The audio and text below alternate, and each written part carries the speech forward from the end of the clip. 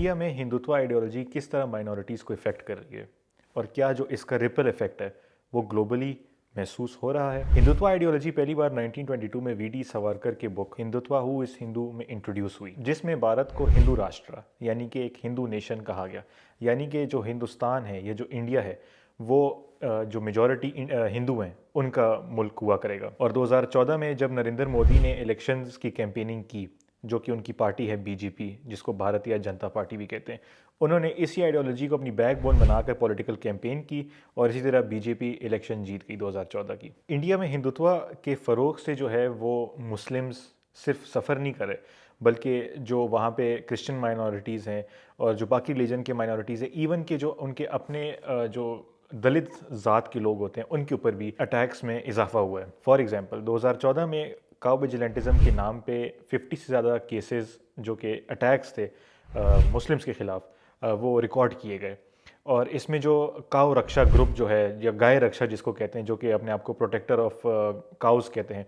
उन्होंने इन अटैक्स को carry out किया और मुस्लिम्स के ख़िलाफ़ इसको बहुत ज़्यादा यूज़ किया गया उन्होंने, कि जो मुस्लिम है वो उनकी जो गाय माता है उसके ऊपर अटैक कर रही है और इसकी वजह से वो उनसे मुस्लिम से जो है उनका बदला लेना चाह रहे थे। इंडिया जो कि हिस्टोरिकली अपने कॉन्स्टिट्यूशन के लिहाज से एक सेकुलर स्टेट है, इस हिंदुत्व आइडियोलॉजी और जो बीजेपी की गवर्नमेंट 2014 के बाद शुरू हुई है, इसके बाद वो एक ग्रेटली जो है वो मुतासिर हो रहा है। उसकी वजह ये है कि इन्होंने 2019 में एक CAA एक्ट इंट्रोड्यूस किया था, जिसका मतलब है सिटीजनशिप अमेंडमेंट एक्ट, जिसमें उन्होंने कहा कि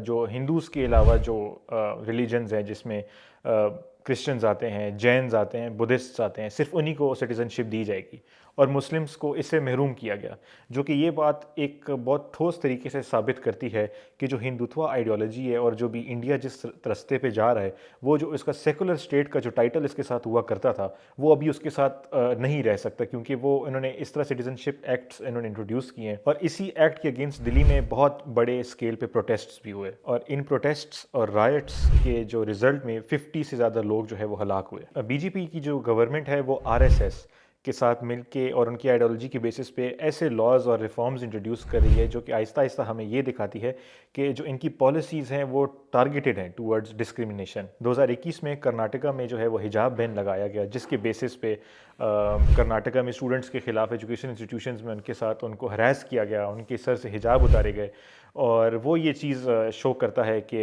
अगेन इनकी जो जितनी भी पॉलिसीज़ हैं वो टूवर्ड्स डिस्क्रिमिनेटरी लेवल पे वो जा रहे हैं। और इसके अलावा इन्होंने जो लव जिहाद है और घर वापसी के जैसे प्रोग्राम्स थे, इन्होंने उसको प्रमोट किया, जो कि अगेन इनकी जो पॉलिसीज़ हैं वो बहुत ही वाज़े तौर पे बताती हैं कि ये बहुत इनकी टारगेटेड पॉलिसीज़ हैं। RSS जो कि राष्ट्रीय स्वयं सेवक संघ के नाम से एक ग्रुप है, जो कि 1920s में बनाया गया था। इसकी आइडियोलॉजी भी यही थी कि ये एक प्रो हिंदू एक इन्होंने इस तरह मिलिटेंट ग्रुप बना था, जो कि हिंदू के जो रिचुअल्स हैं और जो उनके ट्रेडिशंस हैं, कल्चर्स हैं, उनको प्रमोट करे। और बीजेपी की जो गवर्नमेंट है उसकी जो बैकबोन है वो भी RSS की आइडियोलॉजी है। और RSS ने हमने देखा कि हिस्टोरिकली बहुत ज़्यादा इस तरह उन्होंने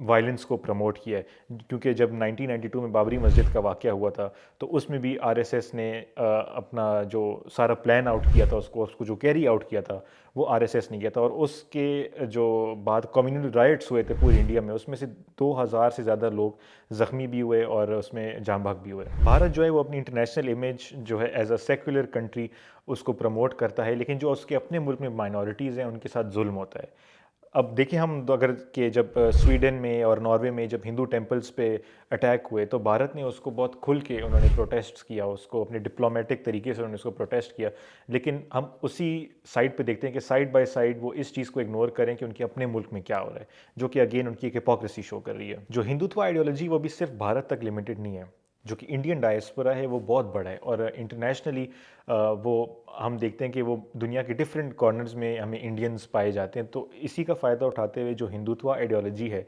उसको ये इंटरनेशनली एक तरह से फ़रोग़ दे रहे हैं, क्योंकि हम देखते हैं इस तरह की 2023 में कनाडा में इन्होंने जब रैलीज़ की है और जब इंडिया के जो इंडिपेंडेंस डे की जो सेलिब्रेशन थी उसमें इन्होंने अपने हिंदुत्व आइडियोलॉजी को अच्छे तरीके से सराहा और उसको जो है प्रमोट किया उन्होंने। और इसी तरह से US में हिंदुत्व हरासमेंट फील्ड मैनुअल के नाम से एक पैम्फलेट्स भी बांटे गए, जिसमें वो अपने हिंदुत्व आइडियोलॉजी को प्रमोट कर रहे थे। ह्यूमन राइट्स ऑर्गेनाइजेशंस जैसे कि ह्यूमन राइट्स वॉच और जो UN जिस तरह के इदारे हैं ये इसके ऊपर इन्होंने काफ़ी दफ़ा जो है इस इशू को रेज़ किया इंटरनेशनली कि जो इंडिया में फ़िलहाल की जो गवर्नमेंट है वो हिंदुत्व आइडियोलॉजी को प्रमोट करते हुए जो माइनॉरिटीज़ पे अटैक्स हैं वो ज़्यादा हो रहे हैं और उसकी अकाउंटेबिलिटी जो है वो कम होती जा रही है। और इसी तरह जो यूएस की जो international commission of religious freedom है, उन्होंने भी एक रिपोर्ट दी और उन्होंने इसको रिप्रेजेंट किया कि आप जो है वो as a state of concern जो है उसको इंडिया को आप डिक्लेयर कर दें, क्योंकि वहाँ पे इस तरह माइनॉरिटीज़ के ख़िलाफ़ इस तरह एक्टिविटीज़ हो रही हैं। 2023 में जब कनाडा में एक खालिस्तानी प्रो खालिस्तानी रेफरेंडम हुआ या